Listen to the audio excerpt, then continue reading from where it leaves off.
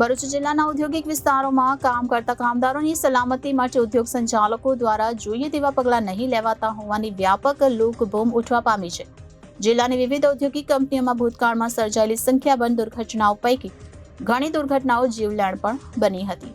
ભરૂચ જિલ્લાના ઔદ્યોગિક વિસ્તારમાં કામ કરતા કામદારોની સલામતી માટે ઉદ્યોગ સંચાલક દ્વારા જોઈએ તેવા પગલાં નહીં લેવાતા હોવાની વ્યાપક લૂકબૂમ ઉઠવા પામી છે. જિલ્લાની વિવિધ ઔદ્યોગિક કંપનીઓમાં ભૂતકાળમાં સર્જાયેલી સંખ્યાબંધ દુર્ઘટનાઓ પૈકી ઘણી દુર્ઘટનાઓ જીવલેણ પણ બની હતી.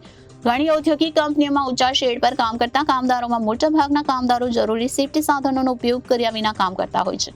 ત્યારે હાલમાં પાનોલી સ્થિત જીઆઈડીસીની ક્લેરબી ફાર્માકેમ નામની કંપનીમાં ઊંચા શેડ પર હેલ્મેટ કે અન્ય કોઈ સુરક્ષા સાધન વિના કામ કરતા કામદાર નજરે પડતા કંપની સંચાલકોની ખુલ્લી બેદરકારી સામે આવી હતી. ઊંચી ટાંકી પર જોખમી રીતે કામ કરતા આવા કામદારો જો નીચે પટકાય તો તેઓ ગંભીર રીતે ઇજાગ્રસ્ત થવા ઉપરાંત ક્યારેક તેમના મોત પણ થઈ શકે છે.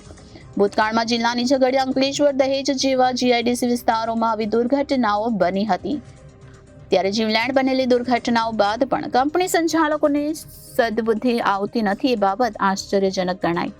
જિલ્લાના વિવિધ ઔદ્યોગિક વિસ્તારોમાં આવા લેબર કામ કરતા કામદારો બિચારા માંડ રોજના 400 થી 450 રૂપિયા વેતન મેળવતા હશે, ત્યારે તેની સામે તેમને આવા મોટા જોખમી કામ કરાવતા ક્લેરબી કંપનીના સંચાલકો સામે પગલાં ભરવા જોઈએ.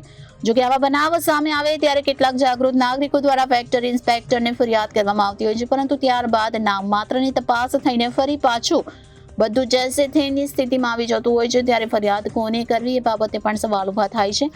પાનોલીની ક્લેરબી કંપનીમાં સુરક્ષા સાધનોના ઉપયોગ વિના ઊંચાઈ પર કામ કરતા કામદારો નજરે પડ્યા બાદ લાગતા વળગતા જવાબદાર અધિકારીઓ કંપની સંચાલકો સામે કાયદેસરની કાર્યવાહી કરવા પોતાની ફરજ નિષ્ઠા બતાવવા આગળ આવશે ખરા.